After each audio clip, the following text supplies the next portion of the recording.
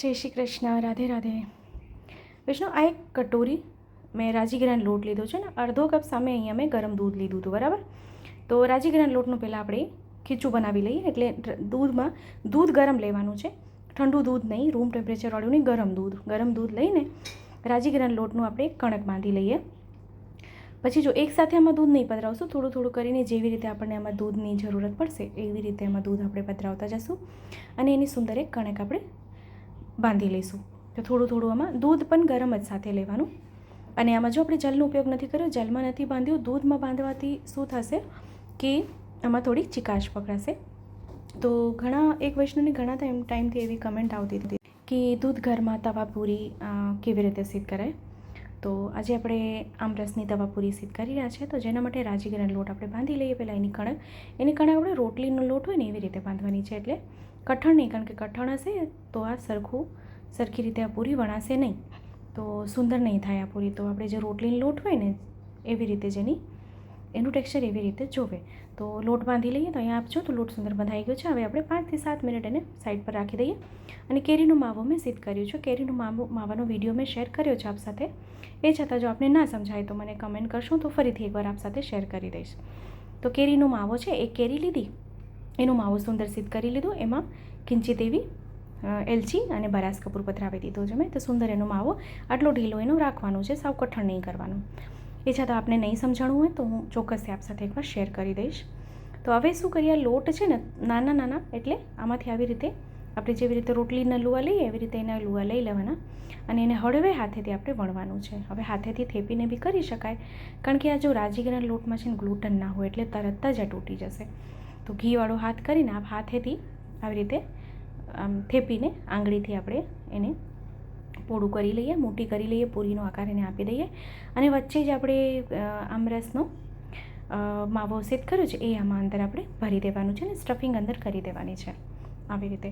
તો જો આમાં છે ને મેં કાજુ, બરાસ કપૂર અને એલચી પધરાવ્યું છે. તો આવી રીતે એને વચ્ચે ભરીને અને બધી બાજુથી હળવે હાથેથી, કારણ કે આ તરત જ તૂટી જાય છે એટલે એ ધ્યાન રાખજો. આપણે ઘઉંનો લોટ ના કરીએ કે મેંદાનું કરીએ તો એમાં છે ને ગ્લુટન હોય છે એટલે ખેંચાય, પણ આ ખેંચાય નહીં, આ તરત જ તૂટે. તો આ હળવે હાથેથી અને વચ્ચેથી આમ ઉપરથી આખું પેક કરી દેવાનું. અને ઉપર વધારાનો જે લોટ હોય એક્સ્ટ્રા એને કાઢી લેવાનું. આમ ગોળો નહીં વાળી દેવાનો, એ ધ્યાન રાખવાનું. તો આવી રીતે એને બધી બાજુથી પેક કરીને હાથેથી ફરીને પ્રેસ કરી દેવાનું. આ તો જ્યાંથી ખુલી જાય છે ને એ આપ ટેન્શન નહીં લેશો, એ સુંદર થઈ જશે, તૂટશે નહીં. ઘીમાં આપણે પધરાવશું અને શેકશું ત્યારે બહાર બિલકુલ નહીં આવે. તો એ કઢાઈમાં ઘી પહેલાં પધરાવી દઈએ. એટલે મેં એ છે ને કઢાઈ લીધી છે, કારણ કે એક પૂરી આપણે સિદ્ધ કરવાની છે. તો આપ પેન લઈ શકો છો, લોઢી હોય ને લોઢી લઈ શકો છો. તો ઘી ગરમ થાય એટલે આપણે જે તવા પૂરી કરી છે એ પૂરી આમાં પધરાવી દઈએ અને બંને બાજુથી ફેરવીને આપણે એને શેકી લઈએ સુંદર રીતે. બંને બાજુથી સુનેરી રંગની ક્રિસ્પી થઈ જાય ને ત્યાં સુધી આપણે એને શેકી લઈએ. તો જો આ તવા પૂરી જે છે ને 5 થી 6 દિવસ સેજ રાખી શકો છો, આમાં કંઈ વાંધો ન આવે. પણ સુંદર શેકાઈ જાય ને એટલે વાંધો નહીં આવે. કાચી પાકી નહીં શેકવાની, એ ધ્યાન રાખવાનું. તો બંને બાજુથી આપણે એને શેકી લઈએ ફેરવીને. તો આવી રીતે જ બધી તવાપૂરી આપણે સિદ્ધ કરી લઈએ અને બધી તવાપૂરી આપણે આવી રીતે બધી શેકી લઈએ. ગેસની આંચ ધીમી રાખવાની, એ ધ્યાન રાખવાનું ખાસ, તો અંદર સુધી સરખી તળાશે. તો આવી રીતે ઉપરથી ઘી જેરતા જવાનું આવી રીતે, અને ઉપરથી અને નીચેથી બંને બાજુથી સરખી તળાઈ જાય.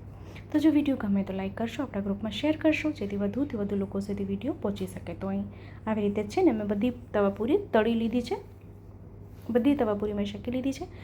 તો તવાપૂરી છે ને ઘી સાથે પ્રભુને ભોગ ધરવામાં આવે છે. તે કટોરીમાં ઘી સાજી લીધું છે અને તવાપૂરી અહીંયા સાજી લીધી છે. તો આ બે સામગ્રી સિદ્ધ કરો છે, પ્રભુને ધરાવો અને કમેન્ટ કરીને જણાવો કે વિડીયો આપને કેવો લાગ્યો છે. આપને કંઈને સમજાણવું હોય તો ફરીથી કમેન્ટ કરશું, ચોક્કસથી આપને રિપ્લાય કરીશ. તો આપણે ફરીથી મળશું આવી રીતે જ નવા વિડીયો નવી સામગ્રીની સાથે. ત્યાં સુધી આપ સૌને મારા જય શ્રી કૃષ્ણ.